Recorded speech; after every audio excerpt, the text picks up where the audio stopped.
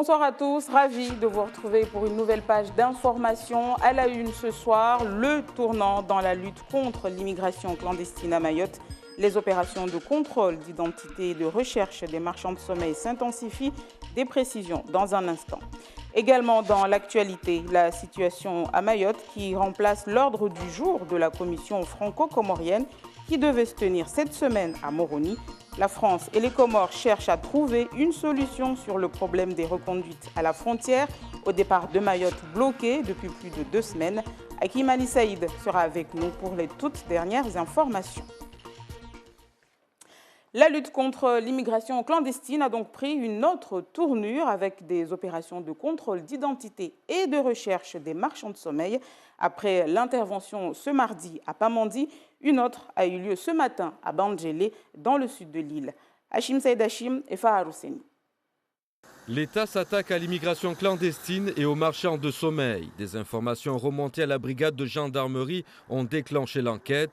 Elle a révélé que des personnes louaient des logements indécents à des individus en situation irrégulière. Nous avons 2 personnes qui ont été interpellées ce matin sur 2 sites différents, notamment à la suite d'une dénonciation par certaines personnes qui étaient logées ici, qu'elles avaient fait l'objet d'un décasage par la force, après s'être plaints des conditions dans lesquelles leur communauté était exploitée par certains Mahorais qui n'avaient aucun scrupule à faire payer des étrangers en situation irrégulière et à les stigmatiser par ailleurs, puisque d'après nos informations, au moins une des personnes arrêtées aujourd'hui tenait un barrage à proximité. Ces marchands de sommeil seront poursuivis pour aide à l'entrée et au séjour d'étrangers en situation irrégulière et pourraient être saisis de leurs biens. Notre logique, c'est de saisir et de confisquer systématiquement les biens des personnes qui profitent financièrement de l'immigration clandestine et qui exploitent la misère des gens qui viennent ici en recherche d'un avenir meilleur, en leur faisant payer des logements indécents à des prix qui le sont aussi, et en les faisant travailler par exemple sur la question du travail dissimulé, sur la question du travail de l'emploi d'étrangers sans titre. Toutes ces questions-là sont pour nous primordiales, elles font partie d'une stratégie pour assécher l'intérêt qu'il y a à participer à l'immigration clandestine à Mayotte et à son exploitation. Et pour des faits aggravés, l'autorité judiciaire peut saisir une partie ou la totalité du patrimoine de la personne. Donc on a plusieurs milliers d'euros en numéraire qui ont été saisis aujourd'hui sur 2 sites différents. Un bateau qui était surveillé par un étranger en situation irrégulière pour un tarif défiant toute concurrence, mais dont je ne me souviens plus le nombre exact. En tout cas, c'était très en dessous du SMIC pour des horaires qui sont très au-delà des maximums légaux. Donc, et évidemment le terrain qui est ici. 2 opérations en moins de 48 heures sur dénonciation des victimes. Les auteurs des infractions seront jugés ultérieurement. Et vous le savez, la commission mixte franco-comorienne a eu lieu ce jeudi à Moroni. Et bien évidemment, la situation qui prévaut à Mayotte et le problème des reconduites à la frontière bloquées depuis plus de 2 semaines ont totalement occulté cette rencontre bilatérale qui devait se tenir cette semaine donc à Moroni. Et malgré l'arrivée ce matin en Grande Comore de Jean-Baptiste Lemoyne, secrétaire d'État auprès du ministre français des Affaires étrangères, eh bien, il a été convenu de reporter la commission mixte à une date ultérieure et de consacrer la totalité des débats à la question de Mayotte. Hakim Ali Saïd, vous êtes avec nous, bonsoir. Alors aujourd'hui, à l'heure où l'on parle, qu'en est-il ?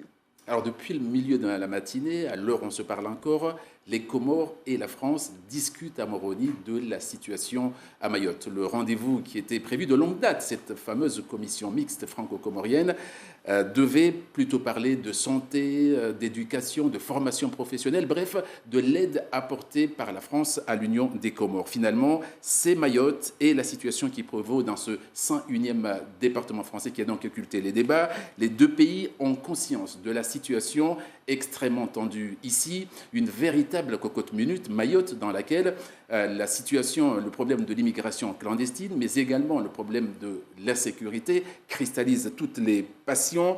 Paris souhaite une reprise des opérations de reconduite à la frontière. Le gouvernement comorien se dit prêt à revoir sa position à condition de trouver une solution pérenne au sujet de la circulation des hommes et des biens dans l'ensemble de l'archipel des Comores. Moroni considère que le visa Balladur est un échec. Moroni considère que le visa Balladur est meurtrier et que les premières victimes sont d'abord les enfants de l'Union des Comores. Moroni souhaite un dispositif plus souple dans un cadre certes légal et Paris dit qu'il n'y a pas de sujet tabou. Alors pour vous donner un petit peu une idée de l'ambiance qui règne en ce moment à Moroni dans ces discussions qui sont encore en cours, je vous propose d'écouter ces propos recueillis par Ibrahim Issouf avant le début des négociations, propos du ministre comorien des Affaires étrangères et du secrétaire d'État auprès du ministère français des Affaires étrangères. On est là pour évoquer tous les sujets, mettre tout sur la table et voilà, et discuter, dialoguer. Vous savez, ce qui est important, c'est d'arriver à avoir ce lien très fluide entre autorités françaises, autorités comoriennes. Et d'ailleurs, je me réjouis du rôle du ministre des Affaires étrangères qui, d'ailleurs, marque son attention à cette démarche en étant présent dès l'arrivée ce matin de notre délégation. Et j'y suis très sensible, et à travers moi, la France y est très sensible. Il n'est pas question d'organiser des opérations pour refouler des citoyens comoriens qui sont à Mayotte, parce qu'ils sont chez eux. Et vous savez très bien que c'est l'origine du coup d'État de 1999. C'est parce que il y avait des Anjouanais ici à la Grande Comore qu'on voulait refouler vers Anjouan et que à un certain moment, les forces de sécurité sont intervenues pour dire que non et non. Les Mahorais qui sont ici, les Anjouanais qui sont ici, les Moéliens qui sont ici, ils sont chez eux. La stabilité pour la prospérité de tous, Moroni veut un assouplissement du visa Balladur en contrepartie d'une plus grande collaboration auprès des autorités françaises dans la lutte contre l'immigration clandestine. Moroni dit être disposé à participer à l'éradication de l'industrie funèbre des Kwassa-Kwassa au départ d'Anjouan, mais également à participer à des opérations de patrouille mixte franco-comoriennes dans le bras de mer qui sépare l'île d'Anjouan de l'île de Mayotte. Les discussions entamées donc depuis ce matin continuent. Une solution, selon les dernières indiscrétions, pourrait être trouvée dès ce soir. Pour autant, Jean-Yves Le Drian a invité la semaine prochaine son homologue Souef Mohamed El Amin qu'on vient d'entendre à Paris. Mais il se trouve également que la semaine prochaine, des élus de Mayotte sont invités pour faire le point d'étape au ministère des Outre-mer dans le cadre de la mission confiée au préfet Dominique Sorin. Et Moroni ainsi que Paris souhaitent qu'à cette occasion, à l'occasion de cette présence à Paris des deux délégations, mahoraises et comoriennes, une rencontre à trois soit organisée. Merci beaucoup Hakim Ali Saïd pour toutes ces informations. Et pendant que Paris et Moroni travaillent pour résoudre la problématique des reconduites à la frontière à Mayotte, eh bien, les élus locaux sont, eux, en pleine préparation d'un document portant sur un renforcement de l'ancrage de Mayotte au sein de la République française. Et c'est d'ailleurs le thème de votre émission Kalawadala ce soir. Miss Baudine Bakar, bonsoir. Bonsoir Siti. Alors donc, pour ce Kalawadala, de quoi allez-vous parler ?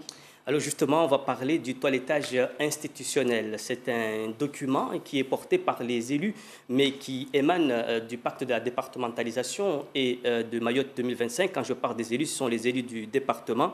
Et selon les élus porteurs de cette démarche, cela consiste donc à doter la collectivité de Mayotte d'une capacité nouvelle pour financer pleinement et entièrement ses compétences départementales et régionales, et tout cela sans toucher à l'article 73 de la Constitution. Et si ce document était adopté, Ms. Baudine, quels seront les changements ? Alors cela va façonner complètement notre mode de gouvernance et ça rentrera en vigueur dès mars 2021. Alors ça commencera par les appellations. On parlera plutôt de collectivité de Mayotte, Assemblée territoriale de Mayotte. Les conseils départementaux deviendraient conseillers à l'Assemblée de Mayotte. On aura 51 élus au lieu de 26 aujourd'hui en raison de 4 par canton, sauf Mtsamboro 3, mise en place d'un mode de scrutin régional. Mais à ce stade, les élus rappellent City qu'il s'agit là des propositions. Et au-delà des appellations, d'autres structures verraient le jour. Alors, on aura une fusion du Conseil économique et social et du Conseil culturel. On aura aussi la création d'un centre territorial de la promotion de la santé, un comité consultatif de propositions et de suivi des normes applicables à Mayotte et le congrès des élus de Mayotte qui regroupera les 4 parlementaires. Voilà pour les changements au niveau institutionnel, mais aussi au niveau du code électoral. Donc, ce projet fait débat, les Mahorais s'interrogent et beaucoup pensent qu'il y a des zones d'ombre là-dessus. Donc plus de détails tout à l'heure après le journal en maoré de Darwesh Dawa à 20h, le Kalawadala. Et j'aurai comme invité le président du conseil départemental Ibrahim Sobadine Ramadani et l'ancien président et conseiller général de Pamandzi Daniel Zaidani et Thomas Amseidie qui est juriste et maître de conférence. Merci Ms Baoudine et rendez-vous donc à 20h avec vos invités. Direction à présent au lycée de Kahani où après le déploiement du plan de sécurité en faveur des établissements scolaires hier, nous avons voulu savoir quel regard les principaux intéressés, personnels et élèves portaient sur ce dispositif. Nous y sommes donc retournés ce matin, tous reconnaissant début de réponse, mais le scepticisme règne sur la durée en termes de résultats. Voyez le reportage de Laïni Sadachim et Daniel Abdou. Les gendarmes ont quitté le hub de Kahani après le début des cours, remplacés par les agents de sécurité, de médiation et des parents. C'est la récréation. Les élèves, comme à l'accoutumée, se regroupent le temps d'un goûter, un moment propice aux agressions et actes de violence bien connus ici.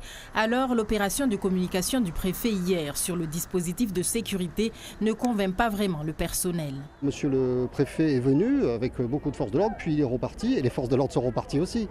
Donc on se pose vraiment des questions. Ce que les personnes avaient demandé, c'était une présence permanente des forces de l'ordre.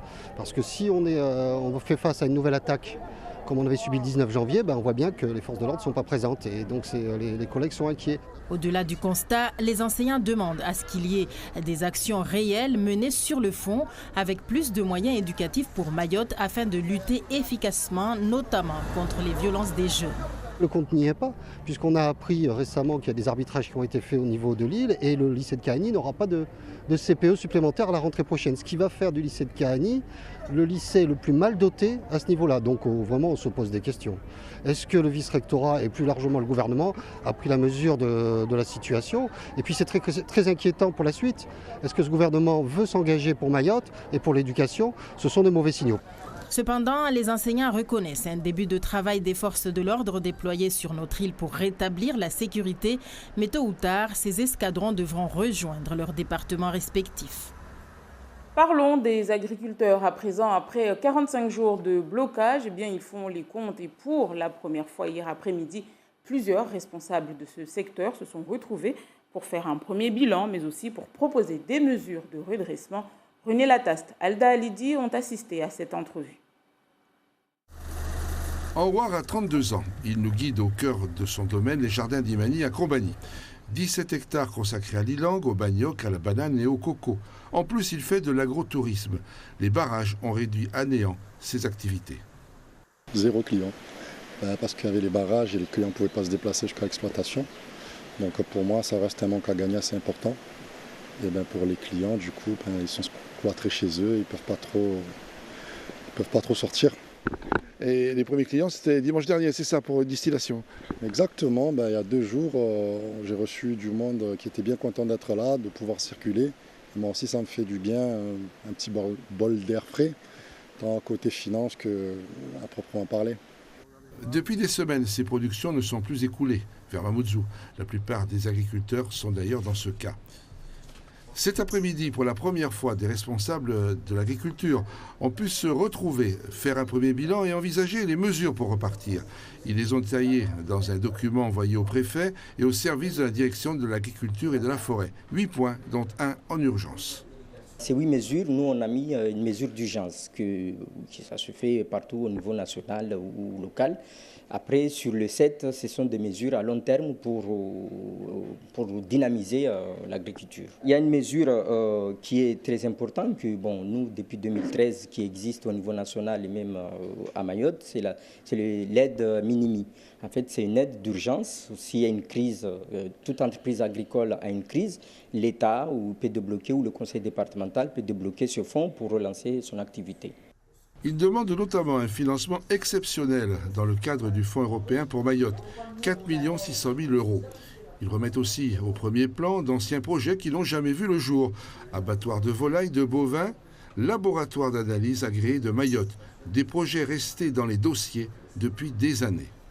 En 2008-2009, il y a eu une grande manifestation en Guadeloupe contre la vie chère et qui s'est terminée par la mise en place des états généraux de l'outre-mer.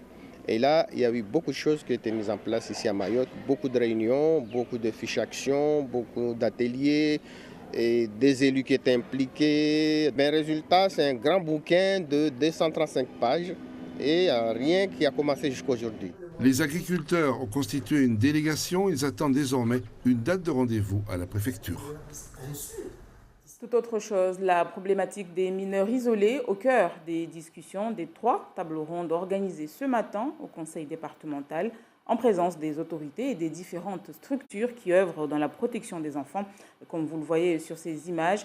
Mais avec le déficit de familles d'accueil dans le département, difficile de placer les 3000 jeunes sans tuteurs légaux recensés.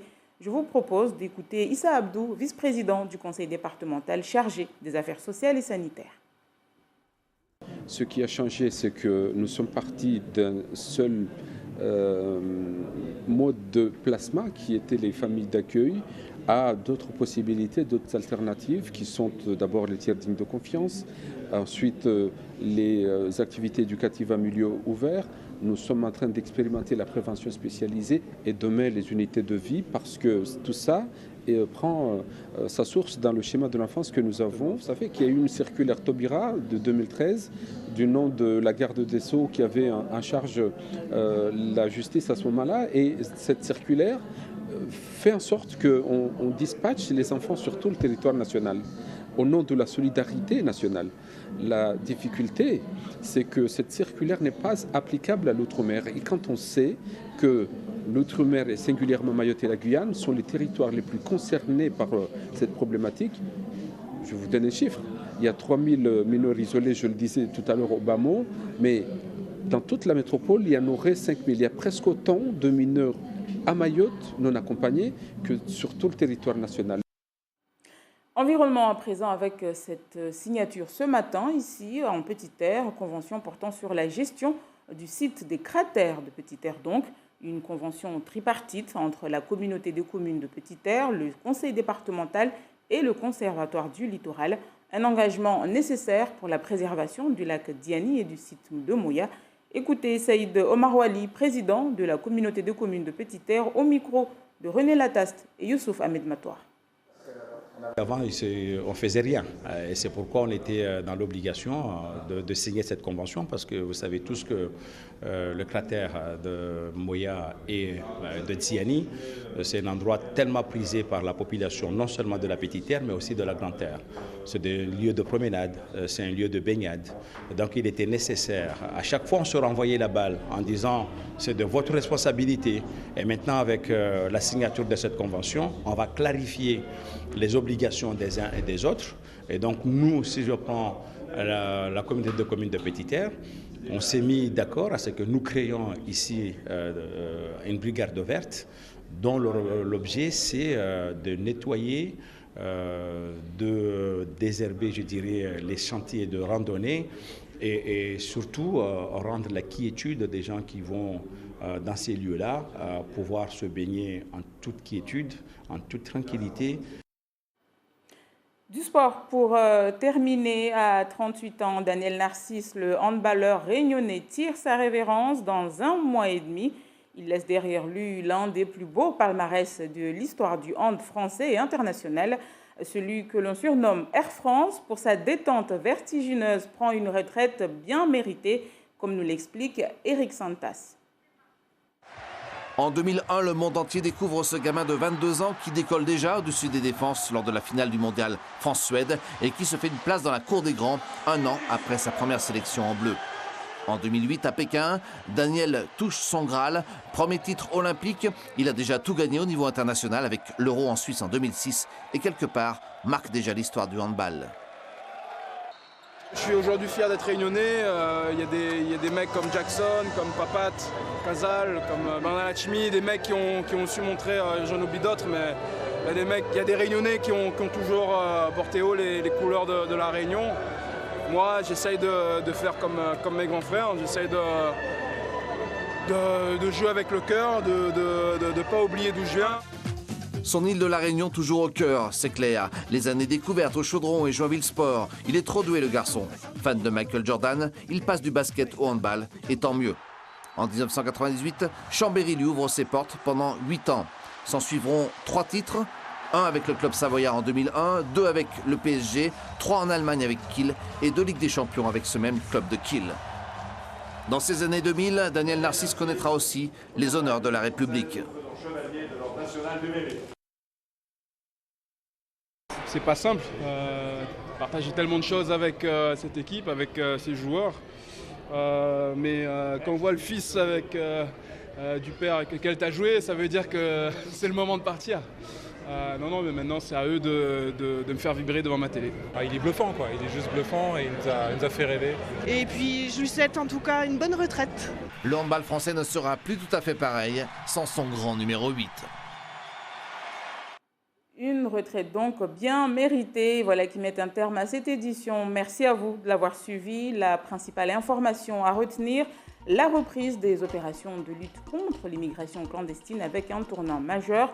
En effet, en plus des contrôles d'identités habituels, les enquêtes concernent désormais les marchands de sommeil. Ils sont dans le viseur de la justice après Pamandzi hier où des propriétaires ont été déférés devant la justice. Leurs parcelles ont été saisies.